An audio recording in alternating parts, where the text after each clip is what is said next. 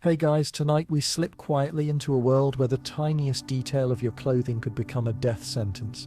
You stand beneath a high vaulted ceiling, watching the flickering torchlight illuminate bolts of velvet, so rich they seem almost liquid, lace so fine it disappears when you blink. The air smells of tallow candles and the hidden sweat of merchants praying their contraband goods won't be discovered.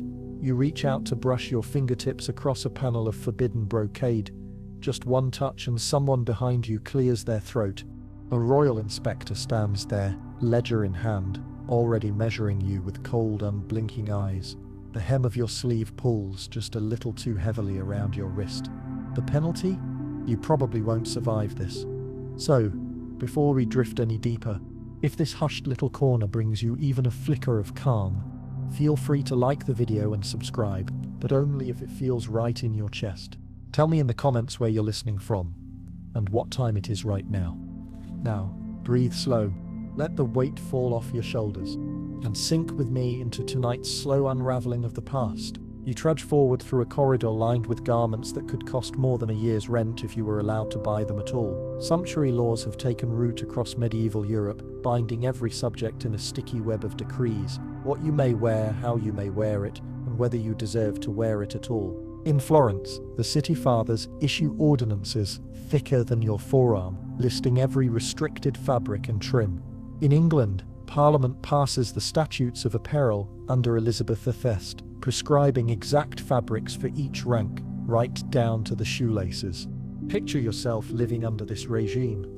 One day you're a humble dyer's apprentice. You save enough coin to buy a little strip of silk ribbon, deep purple, the color of imperial privilege. You feel that ribbon against your skin, an indulgence you can hardly explain, a whisper of defiance. You wear it to market. Someone notices. The punishment ranges from a fine hefty enough to crush your family, to a public whipping that leaves you raw and shaking. On rare occasions when your rebellion is especially brazen, the authorities haul you to the stocks or threaten the noose. It sounds absurd, doesn't it, getting executed over a length of ribbon? But behind it all is the same logic that fuels every system of control. If you can't see who's above you, how will you remember to kneel? Sumptuary laws, after all, weren't about morality nearly as much as they were about hierarchy. Sure, the edicts couched themselves in pious language, preserving Christian modesty, preventing vanity, curbing waste, but you know better. This was a world obsessed with appearances, because appearances were everything. The rich needed you to look poor, so that everyone could spot the difference in an instant. There's a scrap of parchment nailed to the Guildhall door. You squint at the faded ink. It lists fines: 5 florins for unauthorized velvet, 3 for lace of a certain width, a staggering 20 if you dared to wear gold embroidery without a license. To put that in perspective, that last penalty could buy you a small cottage. One frivolous hem could demolish your life savings. It wasn't only about fabrics. Colors, too, were ferociously policed. Imagine red, so vivid, it looked wet, reserved strictly for the nobility in parts of Italy. Black dye, rare and expensive, was the chosen shade for Spanish grandees. Even fur trims told a story: ermine for the highborn, rabbit for you if you were lucky. You step out of the hall and into the street, where 2 merchants are arguing. One claims the other's doublet is lined with sable.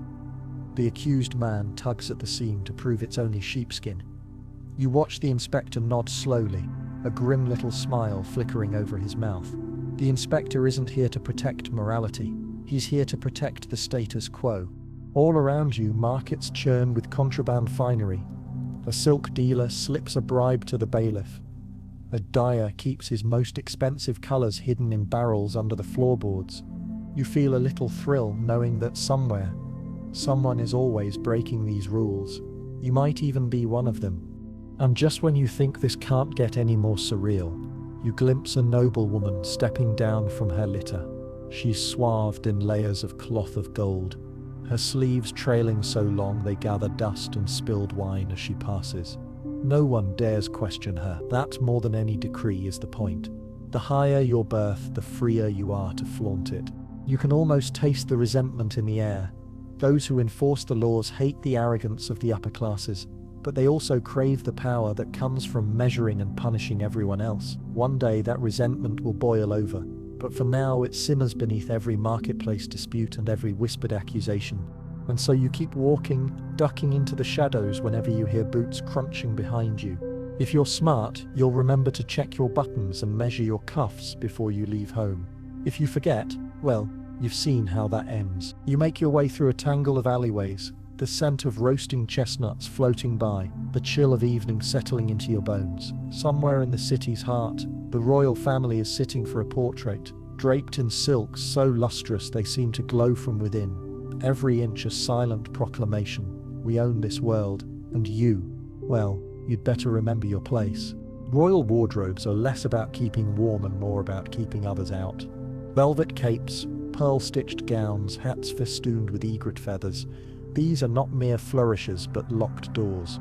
You peer through a window, catching the briefest glimpse of a prince's new surcoat, gold thread glinting even in the half-light. There's a strange irony here. The monarchs spend half their lives surrounded by courtiers who want to dress just like them, and the other half passing laws to make sure nobody ever does. And if you think they're kidding, think again. One misstep, and a tailor could lose his shop. A merchant could lose everything. You might find yourself paraded through the square in a shirt several sizes too small, your forbidden finery confiscated and shredded in front of a cheering crowd. Because envy isn't just a deadly sin, it's a political weapon. Imagine you're the king, surveying your restive subjects. You want your lords to look powerful, sure, but you also want to make absolutely certain that your butchers and bakers can't. No confusion, no ambiguity. You get to decide who counts.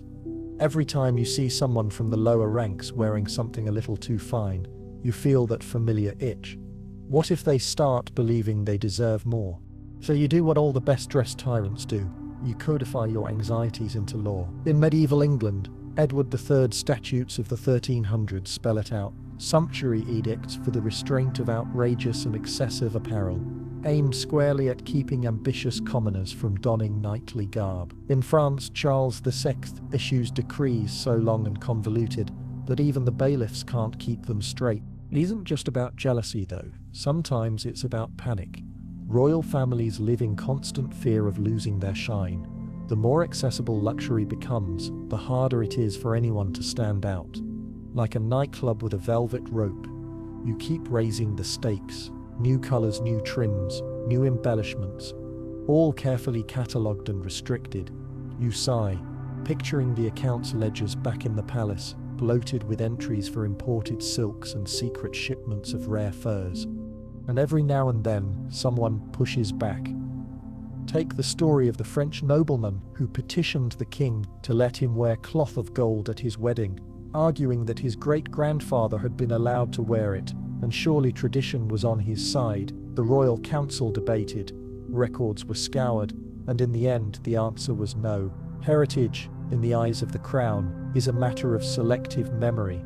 But sometimes even the king's own children run afoul of the law. There's a dark little tale from Florence about a duke's daughter who was so desperate to outshine her rivals at a festival that she commissioned an illegal gown, 12 layers of imported satin, each more dazzling than the last. The authorities discovered her, and although the punishment was quietly hushed up, the scandal echoed for years. Sometimes it really is who you know. Out in the streets, ordinary people play their own version of the game. You notice a clever merchant wearing 3 layers of coarse wool, each dyed a different shade, none of them forbidden, but together they create the illusion of depth, richness, something just out of reach. Another man tucks a faded blue scarf into his collar, recalling the luxurious indigo dyes reserved for the upper crust. A woman knots her apron in a way that makes the homespun cloth catch the light, hoping for a brief delicious confusion. You're reminded of a mainstream historical fact. Queen Elizabeth I herself was so devoted to policing fashion that her wardrobe included over 2,000 gowns, some of them never worn. It wasn't just about personal taste, it was about projecting untouchable splendor, reminding everyone who looked upon her that she ruled by divine right, and her appearance was a living extension of her power. Back in the palace, the royal tailor examines a new shipment of cloth, running calloused fingers over each bolt. Every selection is a political act.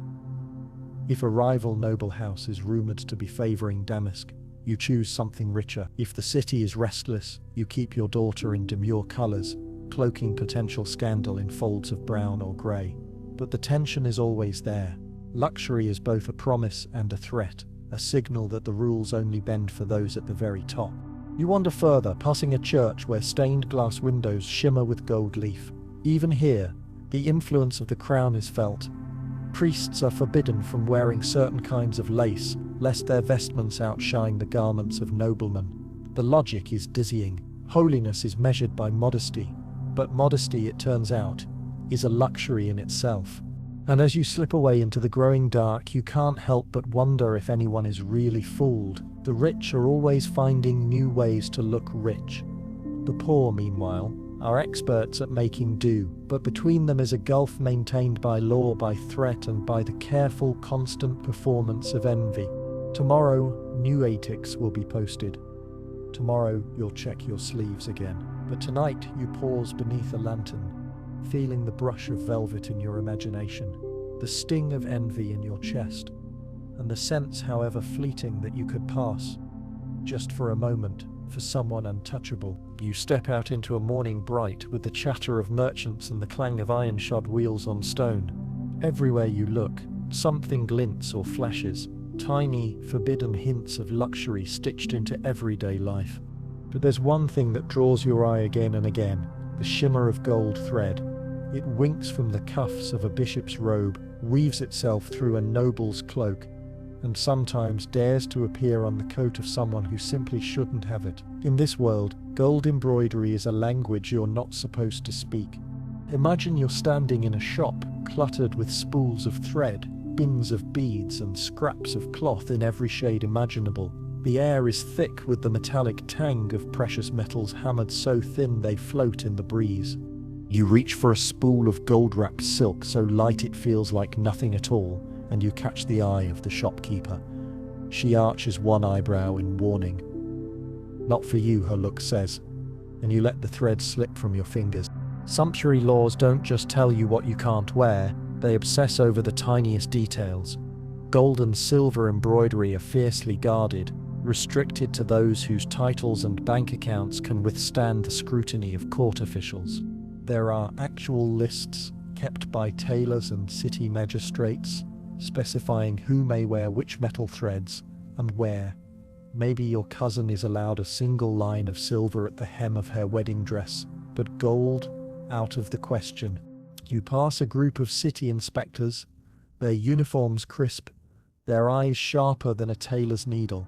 They're out hunting for anyone brazen enough to break the rules. They carry with them measuring sticks, color swatches, even tiny scales to weigh suspicious embroidery. One time, you watched them cut the cuffs off a baker's new coat right in the street, the gold thread fluttering to the cobbles like shed sunlight. The baker's fine was so steep, he was still paying it off when he died. Here's a mainstream historical fact. In 16th century Venice, the city's sumptuary laws decreed that only nobles and citizens of certain rank could wear gold or silver on their clothing, and tailors who broke these laws faced massive penalties, including the loss of their licenses.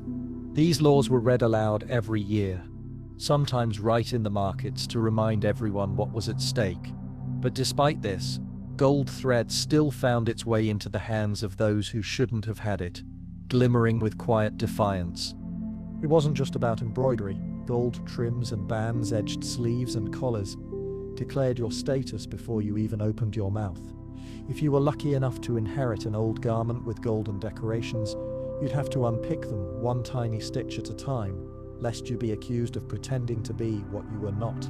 If you remember sitting with your grandmother as she carefully snipped away at the gold trim on her mother's shawl, her hands trembling with both fear and stubbornness, one day she whispered, "They'll let us wear what we please, but you're not so sure."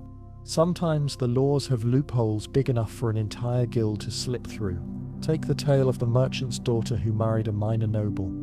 She paraded through the city streets on her wedding day, her dress gleaming with gold thread.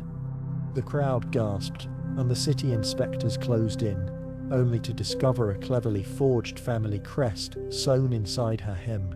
The debate raged for weeks. Was she noble enough for gold, or should her new husband pay the price? In the end, a quiet bribe made the question disappear. You can't help but laugh a little bitterly at the absurdity of it all. Somewhere, a prince is probably commissioning a doublet stitched entirely in gold, while a struggling cobbler faces prison for a single misplaced thread. There's a joke going around. If you want to get rich, forget trading in cloth, trade in loopholes. But there are those who don't take the risk. A young woman down the street wears a dress lined with tawny yellow silk, the closest she'll ever come to gold. She smiles when someone compliments her, but you can see the longing in her eyes. For a second you imagine what it would be like to walk into the grand cathedral, golden thread gleaming across your shoulders, every eye drawn to you not because of who you were born, but because of what you dared to wear. Of course, that's the whole point. The people in power have always known that if you control what people wear, you control how they dream. Gold is more than a color, it's a promise, a reminder of everything just out of reach. You look up at the city's spires, sunlight catching on gilded weather vanes, and wonder how many forbidden stitches are hiding in plain sight. You brush a bit of dust from your sleeve, half hoping no one notices the tiny hint of shimmer at your cuff. Is it real gold? Probably not. But in this world, sometimes hope is enough to get you into trouble. And as you blend into the crowd, you hear laughter from a group of students, one of them telling a story about a tailor who once sewed a line of gold thread into his own cloak, just to see if anyone would notice. He got away with it for weeks, until he spilled wine on himself at a noble's feast. They say the gold glimmered like a confession, and that was the end of him. You shake your head, grinning in spite of yourself. Sometimes the urge to shine is just too strong to resist. You duck under a striped awning and wander into the marketplace, where every stall thrums with the pulse of commerce and ambition. Here, the air is thick with the smells of roasting meat, spilled wine, and something far sweeter, the scent of opportunity. You're a merchant's child tonight, pockets a little heavier than last year, mind spinning with possibilities. Maybe, just maybe, you could pass for something more than what you are. All around you, the new middle class is flexing its muscles, flashing coin and confidence with every gesture. The city's old families eye the merchants with suspicion, lips curled in a half smile that's half a threat. For centuries, wealth meant birthright. Now velvet purses and fancy shoes have started to muddy the waters. The sumptuary laws grow thicker and more bewildering, each one a panicked attempt to slam the door on ambition. A silk trader paces behind his wares, a sly grin playing on his face. Only nobles may touch the scarlet damask, he announces, voice pitched to carry, but you watch as he quietly slips a bolt of forbidden cloth under the table for a customer with the right accent and the right price. In the corner, a goldsmith polishes a chain so delicate it might vanish in a breeze. He won't say who it's for, but you can guess. Someone who's not supposed to have it, but who just can't help themselves. That's the problem with new money. No one knows quite where to draw the line.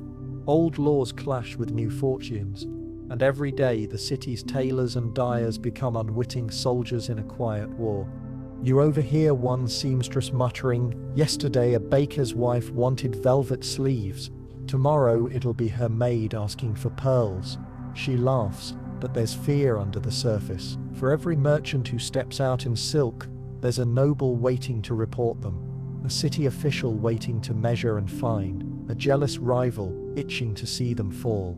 You pause at a stall selling ribbons, endless loops of green-blue, even a bit of forbidden crimson peeking from the bottom basket. Your fingers itch to buy it, to tie it around your neck and parade through the square. But you've heard stories of what happens to people who try to look too rich. Last winter, the baker's wife was caught wearing imported French lace at the guild feast. Her fine was so severe, the family ate turnip stew for months. Even now, she keeps her head down, sleeves plain as bread. Mainstream historical fact for you. In Florence during the Renaissance, sumptuary laws targeted the booming merchant class by specifying exactly what fabrics and colors non-nobles could wear. Silk, velvet, and ermine were often forbidden to anyone but the nobility. Fines for breaking these rules could bankrupt an entire household, effectively punishing social mobility itself. The city fathers justify it all with elaborate speeches. These laws keep order, they proclaim from the council chamber, preserving the dignity of noble birth and the modesty of the lower ranks. You snort quietly. Everyone knows it's about fear that gold coins will buy more than bread, that velvet sleeves will buy respect, that someday the streets will be filled with people nobody can tell apart.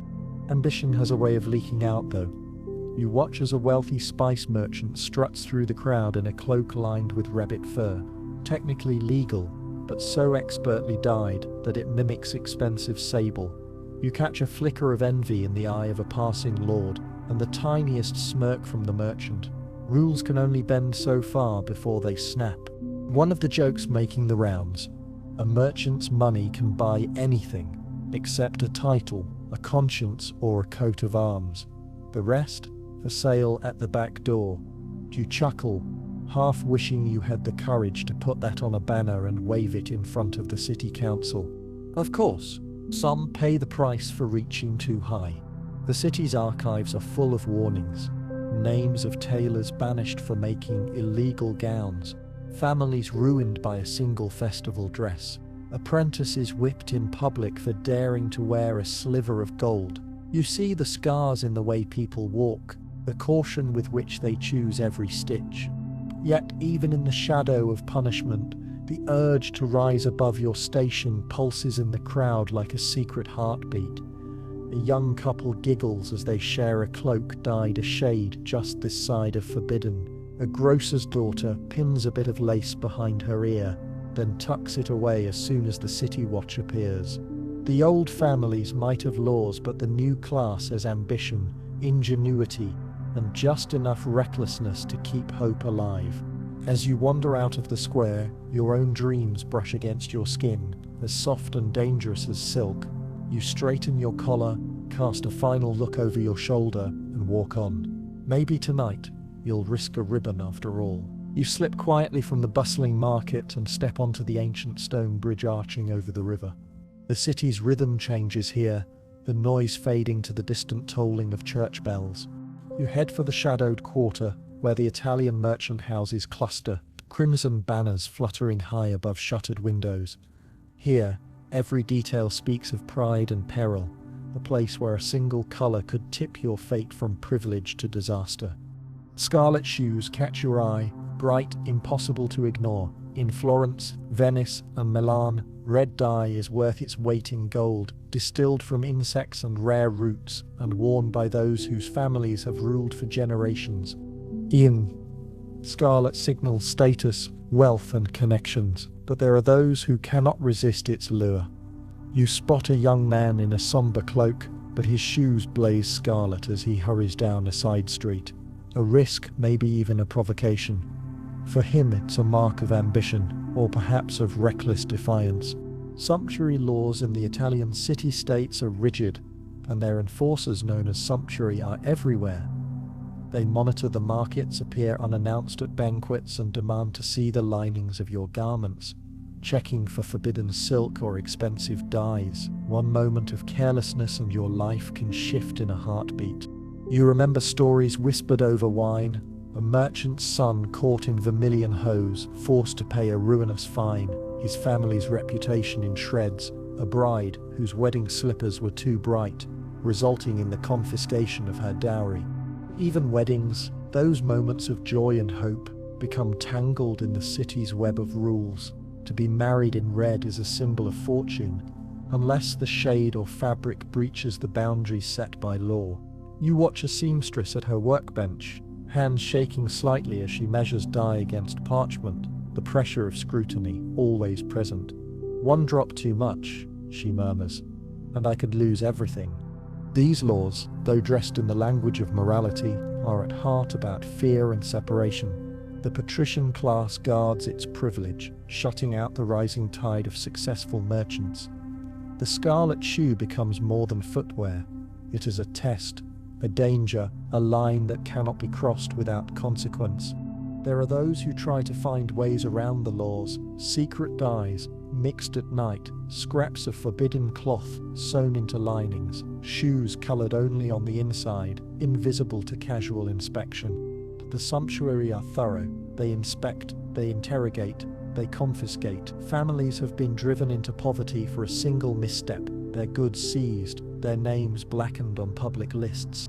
In 15th century Florence, wearing bright red shoes or garments made from certain luxurious materials was strictly limited to the ruling classes. Breaking these laws led to steep fines or public humiliation, ensuring that visual markers of class remained unambiguous and constant.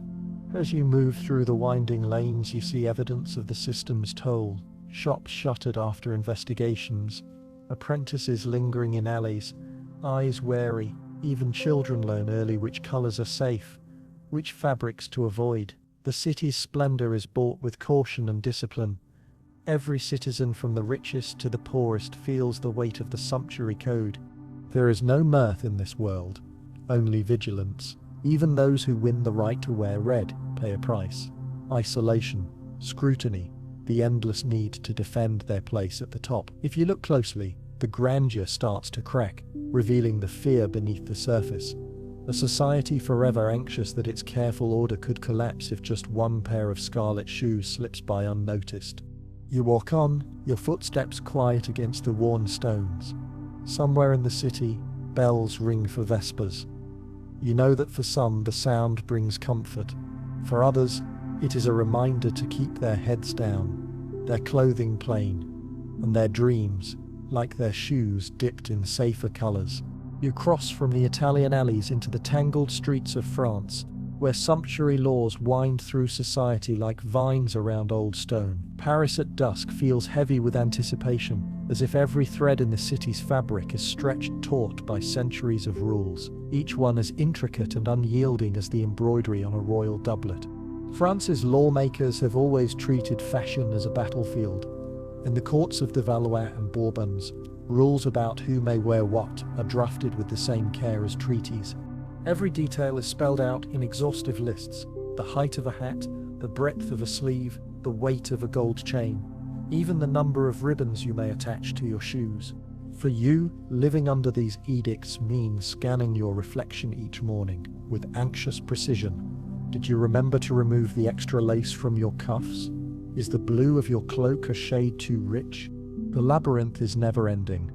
Laws are posted in the market, read aloud at guild meetings, pinned to church doors. You pause beside a tailor's workshop, watching as a young apprentice carefully unpicks the forbidden silver thread from a merchant's gown. Inside, tailors memorize the shifting lists of permitted and forbidden materials: silk for the upper classes, wool for most, fur reserved for those with titles or connections. Even buttons can be a liability, too many in a row, and you might be accused of excess. A group of city guards, known as Guard Robe, patrol the boulevard, eyes sharp for transgressions. They stop a man whose shoes are trimmed with a little too much white ribbon. A quick measurement, a silent shake of the head, and the man is escorted away. You feel the city's tension, the subtle fear that every purchase could become an accusation, every garment a trap. Within the royal courts, sumptuary laws serve a different purpose. They are weapons for the monarchy, used to reinforce the ranks of nobility and keep upstarts in their place. Even wealthy financiers, men whose gold outshines most dukes, find themselves humiliated for breaches in dress. The Queen's wardrobe is rumoured to contain hundreds of dresses, each one a triumph of colour and craft, but only a select few may legally copy her styles. Under Louis XIV, the Sun King, sumptuary laws reached their peak. He regulated not just the fabrics but even the colours and jewels his courtiers wore at Versailles, ensuring that every visible detail of the palace reflected his absolute power. Servants in the palace, for example, were forbidden from wearing any silk at all, no matter how much money they earned. This creates a society obsessed with appearances and with secrets. Tailors keep their own code, sometimes sewing hidden seams or reversible garments, allowing clients to switch between plain and lavish at a moment's notice. Merchants buy cloth in bulk, always on the edge of what's allowed, hoping to escape the worst of the penalties. The cleverest find loopholes, petitioning for exceptions from the king or bribing minor officials to look the other way. Meanwhile, the penalties for overstepping remain severe. Fines mount quickly. Second offences can lead to confiscation of goods, public shame, or loss of status. The poorest may risk everything for a festival day's glory, only to lose what little they have in a single ruling. You walk past a wedding celebration, the bride's gown carefully plain, her mother's face tight with worry. A cluster of nobles, however, sweep past, in a blur of rich fabrics and glittering jewels, untouchable by law or by fear. The distance between them and everyone else could be measured not in paces but in silks, pearls, and the silence that follows their passing. This is France's sumptuary circus, an endless negotiation between ambition and anxiety, between the desire to rise and the danger of being noticed. You feel it with every step, the city's pulse beating beneath the weight of laws no one can quite escape. As you slip down a narrow lane, the bells of Notre Dame echo across the rooftops. You adjust your sleeves, quietly thankful for the anonymity of the crowd, and move on. In a city where the rules change as quickly as the fashion, sometimes invisibility is the only luxury you can truly afford. You find yourself drifting into the damp, bustling streets of Tudor England, where sumptuary laws cling as tightly as the ever-present London fog. Here, the statutes of apparel rule with an iron grip, woven through every layer of daily life. Each time you step outside, you carry an invisible checklist in your mind. Every fabric, every hue, every feather in your cap could mark you for scrutiny. In the glow of early morning, merchants haul their carts across the city, the goods swaddled in burlap and hope. You pause to watch a procession pass. Noblemen on horseback, doublets glinting with fine silver lace, boots polished to a high black shine. They sweep past the crowd, their garments serving as shields and signposts. For the rest, for you, it's a game of boundaries. How fine can the wool be before it counts as forbidden? How wide can your sleeves flare before they catch the watchful gaze of the king's men? The statutes of apparel, first hammered out under Henry VIII and ruthlessly enforced under Elizabeth I, leave nothing to chance. The language is dense, legal, and completely unforgiving. You recall reading that none shall wear any silk in or upon his or her hat, bonnet, girdle, scabbard, hose, shoes, or spur leathers, except knights, barons, and above. Every rank, every trade, every income bracket is itemized. The cloth of gold and purple velvet, reserved for royalty, the finest furs, barred to all but the great lords. Even the number of buttons you could use was subject to inspection. It's not just about pride, it's about survival. There's a woman at the market, her father a prosperous grocer, who once dared to wear a gown trimmed with miniver. The bailiffs arrived the next day, stripping her family of goods until the house echoed with emptiness. You sense the fear in the market stalls. Buyers and sellers alike, avoiding the forbidden, seeking safety in drabness. In 1574, Queen Elizabeth I issued a proclamation detailing exactly who could wear what, from fabric to colour to trim. Even her own cousin, Lady Mary Grey, was censured for dressing above her station, a warning that no one, not even blood, was exempt. Despite the danger, small rebellions persist. A young man tucks a thread of crimson silk into his collar, a token from a lover, or perhaps just a dare. An apprentice slips on a pair of leather shoes with a secret panel of blue velvet hidden beneath the cuff. Tailors become artists of concealment, their craft as much about what's invisible as what's seen. Punishment is never far away. You hear stories whispered late at night, a haberdasher pilloried for a velvet doublet, a servant girl whipped for lace cuffs, a prosperous brewer brought to ruin over a forbidden jewel. The king's men move swiftly, their judgments sharp as the winter wind. There are records in the city archives, carefully kept, of fines that destroyed families and public shaming that lasted a lifetime. Yet even now, the streets pulse with a quiet resistance. People learn the rules so they can bend them. A clever milliner makes detachable trims to be hidden at the first sign of trouble. Dyers experiment with blending legal dyes to create new, ambiguous shades. At festivals, the boldest risk a flash of contraband color, savoring a brief moment of splendor before disappearing back into the grey. You move through the city's heart, passing churches where clergy themselves are subject to restrictions. Their vestments must be simple, their finery checked, lest they appear to challenge the authority of the nobility or the monarchy itself. Even in death, the laws follow you, regulations dictate the cloth you may be buried in, as if the afterlife itself is governed by social order.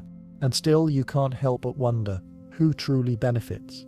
The lords and ladies with wardrobes full of forbidden riches, immune to enforcement, or the anxious officials whose only job is to police appearances? For most it's a daily dance, a careful balancing act between dignity and danger. Night falls over London, and the city slips into shadow. You linger in the silence, feeling the weight of centuries of rules pressing down on your shoulders. And yet, beneath it all, a stubborn spark endures, the hope that someday what you wear might finally be your own choice. Night in Spain comes scented with orange blossom and spiced with fear. Here, beneath balconies draped with shadow and the scent of frying olive oil, sumptuary laws are more than just words on parchment. They're a daily danger, enforced with a cold certainty that makes you measure every thread you wear.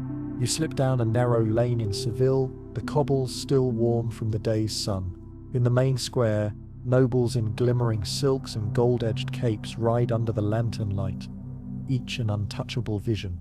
But not far away, in the cramped tenements, someone sits stitching forbidden trim to a jacket, hands trembling as she works by candlelight. For some, defiance is a necessity. For others, a last desperate chance to change their fate. In Spain, the laws were rigid and the punishment sharp. Authorities believed that clothing marked your place in the world, and crossing those lines could mean ruin or worse. You recall stories that drifted through these streets.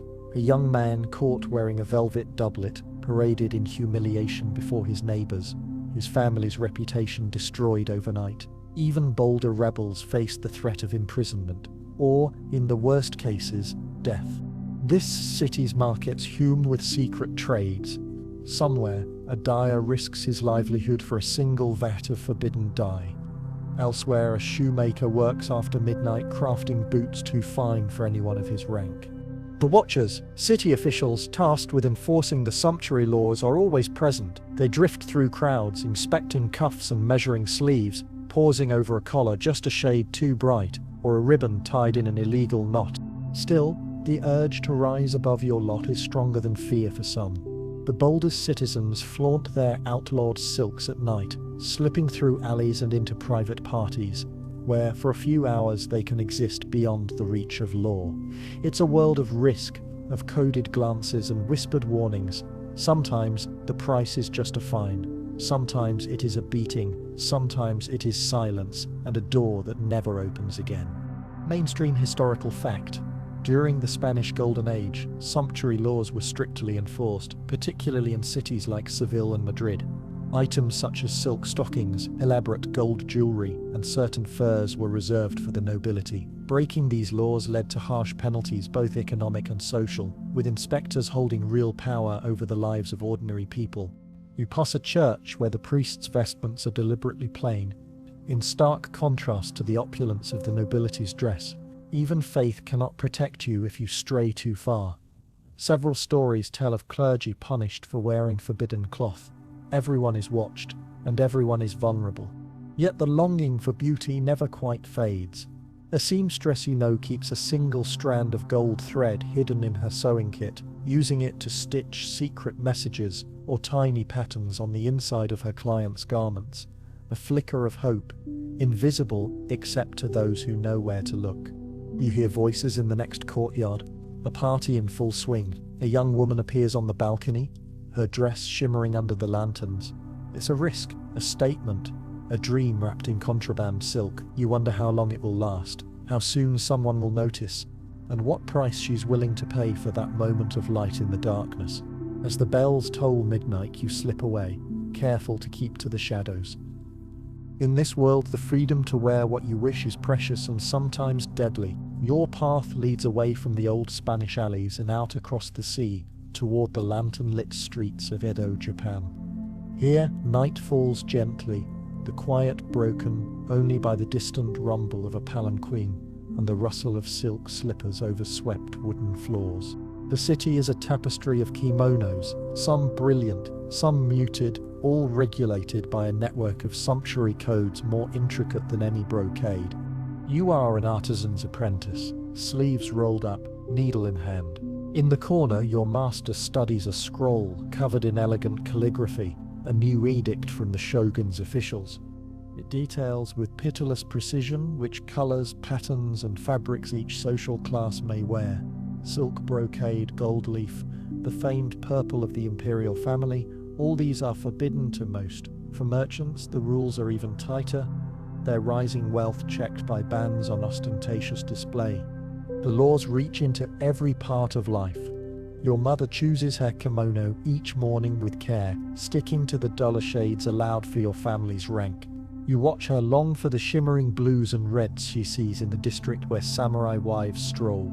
Yet she remains silent, her restraint a shield against gossip and accusation. Everyone knows that one neighbor who wore the wrong pattern last spring, how quickly the news spread, how fast her family was visited by the city's inspectors, how her fine nearly cost them their home. A mainstream historical fact. In Edo period Japan, sumptuary laws known as shikimoku dictated not just which materials and colors could be worn, but also the length of sleeves, the style of obi sashes, and even the motifs embroidered on cloth. These regulations helped maintain a rigid class structure and ensured that no one appeared wealthier than their social position allowed. You wander the busy market streets, watching vendors pack away bolts of forbidden cloth as soon as an official approaches. There is an art to bending the rules. Samurai who line their plain kimonos with rich silks, geisha who find loopholes for a single bold accessory, merchants who bribe dyers to invent colors that skirt the boundaries of the law. You marvel at the ingenuity, at the endless negotiation between longing and law. Your own tunic is plain, but you know every hidden detail, a stitch of brighter thread under the hem, a family crest disguised in a subtle pattern. These small rebellions bind you to a secret brotherhood of those who resist, even as they obey. At night, stories circulate about the merchant who dared to wear a forbidden crimson lining to a festival and vanished afterward, leaving behind only rumors and a single silken scrap. Yet beneath the pressure, the people of Edo find ways to assert identity and pride. A child's festival robe, within the limits, is still bright with meaning. An old man's obi tells the tale of his family, woven in a code only his kin understand. Even those who live in the shogun's shadow keep their dreams stitched into secret seams. You leave the market behind, slipping past the watchman and heading toward home. The city glows in the lantern light, quiet and careful, its beauty bound by invisible threads. You breathe deep, grateful that for tonight your simple clothing is enough to keep you safe, and wondering what you might choose to wear if the choice were ever truly yours. From the hushed lanes of Edo, your journey stretches westward, crossing vast mountains and rivers, until you reach the grand walled cities of Ming China.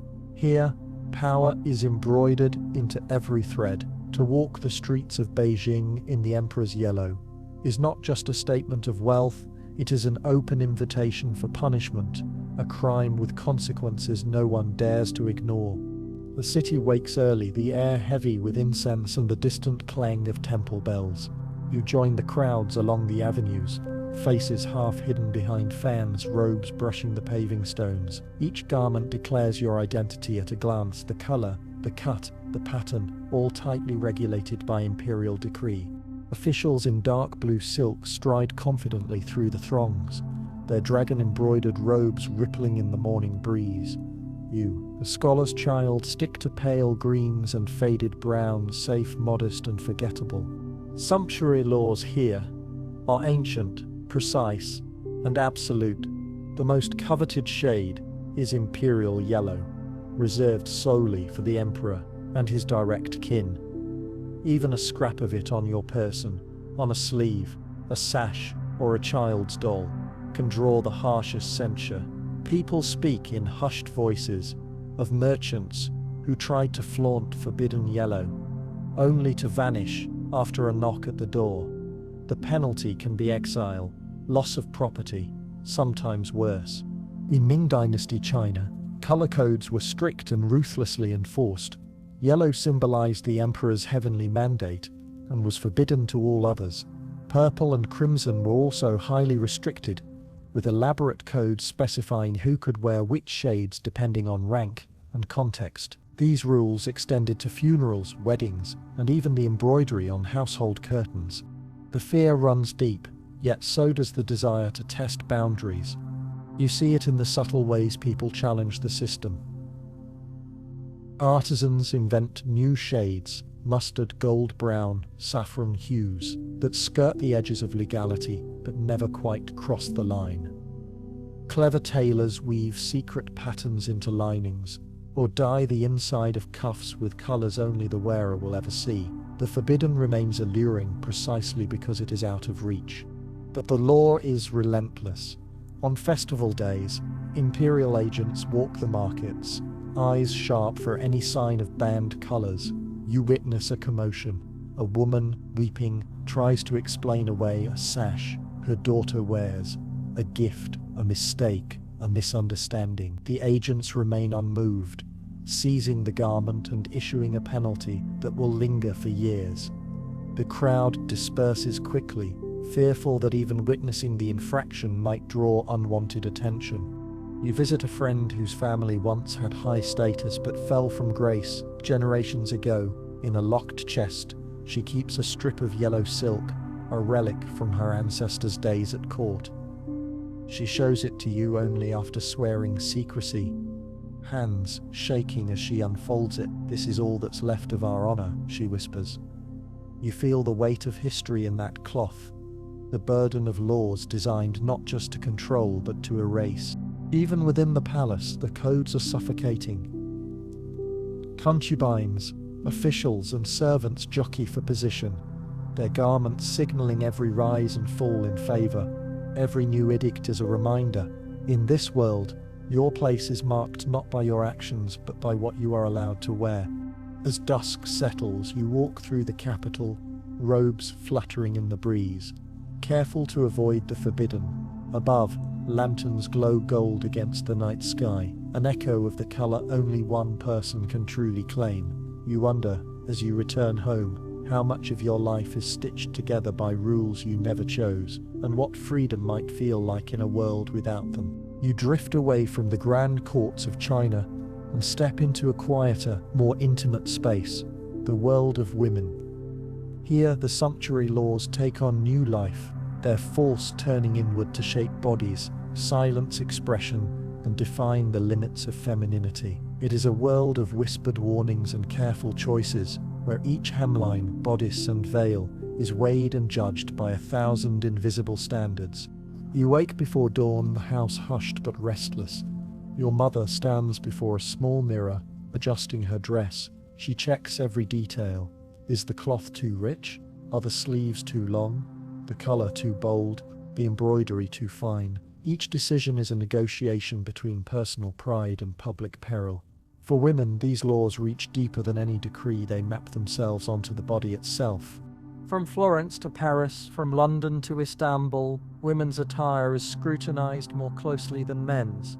The shape of a gown, the cut of a sleeve, the shimmer of a jewel, all are watched with suspicion. In some cities, sumptuary laws specifically target feminine vanity, blaming women for the so-called excesses of luxury. The message is always the same: beauty is dangerous, and a woman's desire for it must be contained.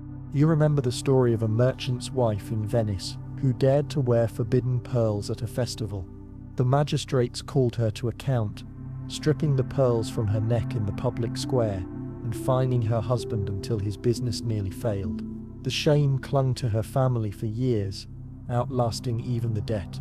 Mainstream historical fact: in medieval and early modern Europe, sumptuary laws often specified not only what women could wear, but how much jewelry, what types of fabric, and even the number of layers allowed. In some regions, even a bride's wedding dress was restricted by law, and widows faced especially strict rules on color and adornment. For noble women, the stakes are higher still.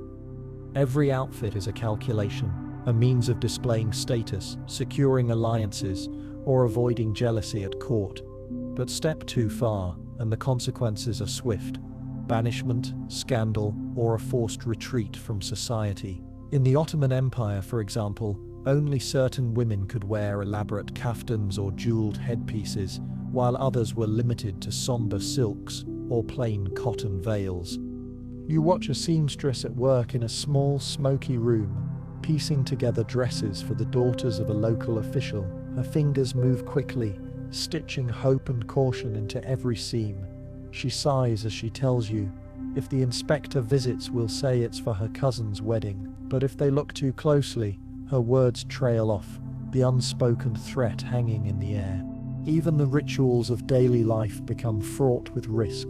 You join your friends for an afternoon in the garden, laughter drifting among the roses. Someone produces a length of bright ribbon, a rare and precious gift. For a moment, the world feels light and free, but as you weave the ribbon into your hair, you notice a neighbor's narrowed eyes. You slip the ribbon into your pocket before returning home, heart beating a little faster.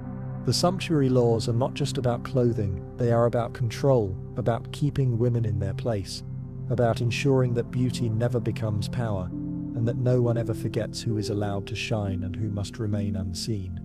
As evening falls, you untie your laces and shed your outer layers, grateful for the privacy of your own room. You touch a bit of forbidden silk hidden at your throat and wonder, just for a moment, what it would feel like to step outside in all your finery. The laws may press against your skin, but your dreams remain unbound, fluttering quietly in the dark. Dawn brings with it the rumble of wagons and the clatter of looms. This is the domain of cloth, not simply as clothing but as the true currency of power. You stand at the edge of a crowded textile market, watching bolts of wool and silk pass from hand to hand, each measured and valued with expert care. In the world of sumptuary laws, fabric is not merely a material, it is a weapon, a wall, and sometimes a battering ram. You trail behind a merchant as he negotiates with a dyer. His voice is low, cautious. What's the finest you can offer? Without drawing eyes. The dyer winks, revealing a bundle of cloth so smooth it almost gleams, dyed a careful, legal shade that hints at something rich. Here, loopholes are currency too. Everyone knows the risks. Too much shine, too bold a color, and your whole cargo could be seized before it ever reaches a customer. Sumptuary laws turn fabric into a symbol of obedience or rebellion. In some years, the authorities crack down hard, stationing inspectors at the market gates, weighing and measuring every purchase. Sellers are required to keep records, reporting the names of buyers who purchase excess quantities of forbidden goods. The rules are designed not just to suppress luxury but to squeeze the middle class, keeping them in their place by limiting access to anything that might bridge the gap to the nobility. The mainstream historical fact. In 14th century England, the wool trade was so strictly regulated that even the type of wool one was allowed to wear depended on status and income. Some regions went so far as to control the color and thickness of cloth, threatening imprisonment or heavy fines for those who broke the law. The economic impact of these laws reached far beyond fashion, stifling innovation, crushing some artisans, and enriching those who found ways around the system. You pause at a booth where an old woman sells remnants, patches of velvet, scraps of fur, faded silks from garments long since out of style. She leans in and whispers, "You can make a fine collar with this, but not too wide. Keep it modest and you'll stay safe." Her hands are rough, her eyes alert to every passing guard. Here, knowledge is survival. Elsewhere, you watch a wealthy buyer haggle for imported brocades, his entourage screening him from view. This is another battleground, merchant against noble, new money against old privilege. Laws are updated, loopholes closed, new restrictions imposed on certain colors, threads or patterns, all in a desperate attempt to keep fabric as a clear sign of power. But the game is never quite won. In the shadows, smugglers thrive. Ships arrive in secret, their holds packed with forbidden cloth. Tailors risk everything to cut and sew the finest garments for those who can pay. Some cities, like Florence, see waves of arrests and fines.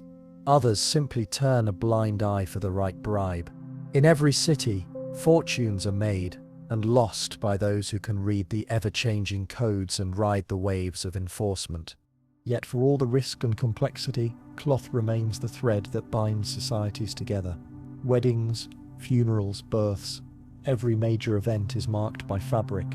Whether legal or illicit, even the poor find ways to decorate their lives, dyeing coarse linen with onion skins for a hint of gold or piecing together remnants for a touch of comfort. You walk the market one last time, passing weavers hunched over their looms, children sorting scraps in the dust, merchants whispering in back rooms. You feel the tension in every exchange, the hunger for beauty fighting against the fear of loss. Tonight you will wear your plainest tunic to bed, but in your dreams you wrap yourself in cloth spun from moonlight, woven with the hope that someday every fabric might be yours to choose. You move from the marketplace to the hushed interiors of temples, cathedrals, and mosques, where cloth is more than luxury. Here it's a mark of the sacred. In the world of faith, sumptuary laws turn into dress codes that separate the holy from the worldly, the pure from the profane, the chosen from the rest. The stakes are spiritual now, but the battles over fabric, color, and adornment are as fierce as any outside. You enter a medieval church just as the morning sun slants through stained glass. The priest stands before the altar, his robes a muted blend of linen and wool, as mandated by the latest decrees. In centuries past, clergy might have worn rich silk chasubles embroidered in gold, but reformers, fearful of excess, have stripped away the luxury, demanding humility in every stitch. Even so, rumors persist. Certain high-ranking bishops are said to conceal forbidden embroidery, secret symbols of status, beneath their outer layers. Elsewhere you find Jewish tailors negotiating rabbinical rules about fringes, colors, and the right blend of fabrics. You see Muslim scholars discussing the Quranic injunctions against silk for men, yet you notice subtle exceptions, a lining here, a thread there, always a conversation between scripture and survival. In each faith, the tension between display and devotion is ever present. In both medieval Christianity and Islam, religious dress codes were often set down in law. In Christian Europe, clergy were sometimes forbidden to outshine the nobility, leading to rules about sober vestments. In Islamic societies, men were generally barred from wearing silk, while women's hijabs, abayas, and jewelry were sometimes strictly regulated depending on time, place, and ruler.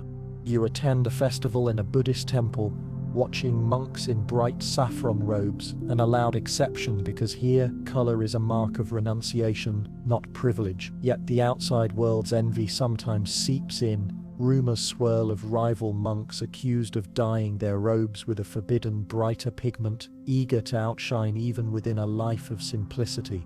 You recall how in Reformation-era Europe, Protestants took pride in plainness, stripping clergy and laity alike of papist excess. At the same time, Catholic cardinals wrapped themselves in the deepest scarlet. A living rebuke to the drab dress became a sign of allegiance as much as of faith, a line in the sand between communities. Some towns passed ordinances dictating not just what priests or rabbis wore, but what their followers could wear on holy days. A festival dress, a wedding veil, a child's baptismal robe, each became a battleground in the ongoing struggle over purity and pride. You see it in the faces of the faithful, a woman smoothing the hem of her plain church dress, a rabbi checking the knots on his prayer shawl, a young boy told to remove a colourful cap before entering the mosque. For some, these restrictions offer comfort, a way to belong, to express humility. For others, they are stifling, a reminder that even in the eyes of God, you must know your place. Even in death, the rules persist. Burial shrouds are prescribed by faith and law, the final garment a last act of obedience.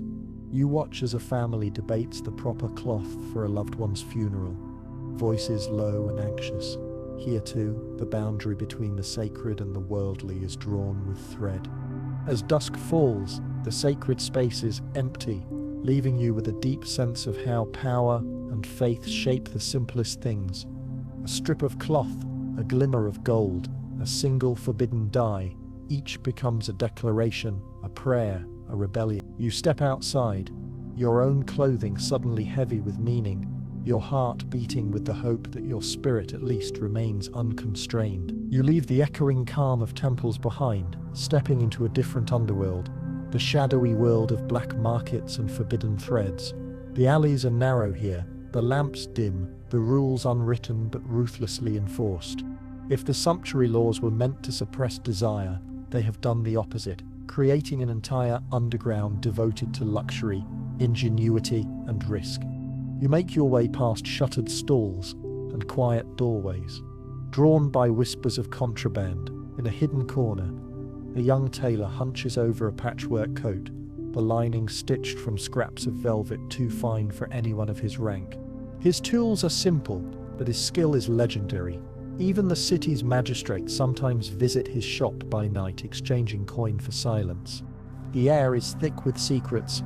You catch the scent of exotic dye, sharp and unfamiliar, wafting from a cellar where a dyer stands ankle-deep in vats of forbidden color. His hands are stained a deep blue, the mark of those who traffic in illegality. Down the street, a merchant quietly slides a bolt of silk across a table, his customer wrapping it quickly and disappearing before anyone can notice. Mainstream historical fact: in Renaissance Italy and France, entire black markets sprang up to meet the demand for out luxuries. Smugglers risked arrest, imprisonment, and ruin to import rare fabrics and dyes. Tailors and dyers developed elaborate codes to identify trustworthy clients. Even in England, inspectors sometimes look the other way for a bribe, allowing illicit luxury to trickle into every corner of society. The danger is real. You hear tales of smugglers caught and paraded through the streets, their goods burned in public squares, their reputations scorched beyond repair. Some disappear quietly, their fates unknown. Yet the demand for beauty is relentless. Even the poorest try to save for a scrap of forbidden lace, a ribbon dyed the wrong shade, a patch of fur from an animal whose name they dare not speak aloud. Within these shadows, alliances form. Dyers, tailors, and merchants watch each other's backs, trading warnings as often as wares. Sometimes city officials themselves are among their best customers, eager to circumvent the laws they are sworn to uphold. You learn to speak in code, to keep your head down, to trust no one. A child runs past, her dress trimmed with a bit of smuggled gold thread. She grins at you, and for a moment the world feels brighter, proof that even the strictest laws cannot completely stifle hope and creativity. But you know she'll hide that trim before the city's next inspection. You pause at a doorway, listening to the muted voices inside. Tonight's topic: a new wave of crackdowns. The city watch growing bolder, penalties harsher than ever. Still, the resolve in the room is palpable. As long as people yearn for beauty and recognition, there will be those willing to risk everything to give it to them. You slip away, blending into the night, the soft rustle of outlawed silk following you home. In the dark, you realize that every stitch of forbidden thread is a quiet act of defiance, a reminder that the human hunger for color, texture, and meaning is more powerful than fear. Dawn's light finds you in a world beginning to change. The centuries-old grip of sumptuary laws is slowly loosening, the threads unraveling one by one. The old edicts still linger on town hall doors, but the world is moving forward, sometimes in whispers, sometimes in the thunder of revolution. You walk through a city square, the early hours unusually vibrant. Merchants set out bolts of cloth in every shade, bolder now than in years past. Tailors display new patterns, eager to tempt buyers with imported silks and lace. What was once a crime is slowly becoming commerce. What was once rebellion is quietly slipping into the everyday. The change didn't happen all at once. In England, the rise of the middle class and the Industrial Revolution made it harder to police clothing.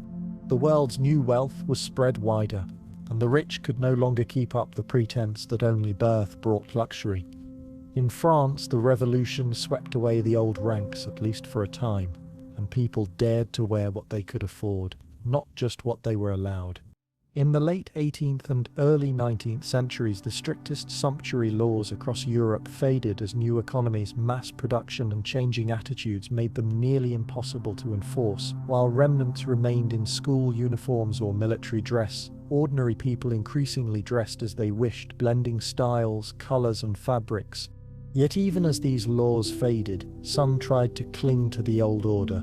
In Venice, officials issued one last round of sumptuary proclamations, desperate to hold back the tide of imported cotton and factory-made dyes. But soon fashion magazines, international trade, and the relentless spread of money and ambition overwhelmed the ink and parchment of the past. You pass an aging nobleman, his jacket a relic from another era, and a young merchant in vibrant colors that would once have risked his family's ruin. For a moment the two cross paths in the sunlight. There is no challenge, no shame, just the acknowledgement that the world they knew is gone. You sense nostalgia in the older generations, a longing for the certainty of rules and the comfort of visible hierarchy. But among the young, there is only excitement, a hunger for novelty, for self-expression, for the right to shape their own appearance. New anxieties will come about brands, trends, and belonging, but the old threats of confiscation and ruin fade into history. You pause in front of a shop, your reflection shimmering in the window. For the first time in your life, you can imagine choosing any color, any fabric, any cut. The world is not perfect, but the space for possibility has widened. You take a slow breath and step inside, unsure of what you'll choose, but certain that the decision is finally yours. The day grows long, shadows stretching across cobblestone streets, and you find yourself walking through a world that feels both new and strangely familiar. Though the laws are gone, their echoes linger in the small rituals of getting dressed, in the whispered judgments of strangers, in the silent codes we all still obey. You pause at a busy intersection, surrounded by people from every walk of life. Some wear uniforms, nurses, police, students in identical blazers. Others flaunt logos, designer sneakers, or branded handbags that speak in a language older than money itself. Dress codes haven't disappeared, they have simply changed their disguise. Now they hide in workplace regulations, school policies, and social expectations, still dividing, still signaling, still reminding you of the boundaries that shape our lives.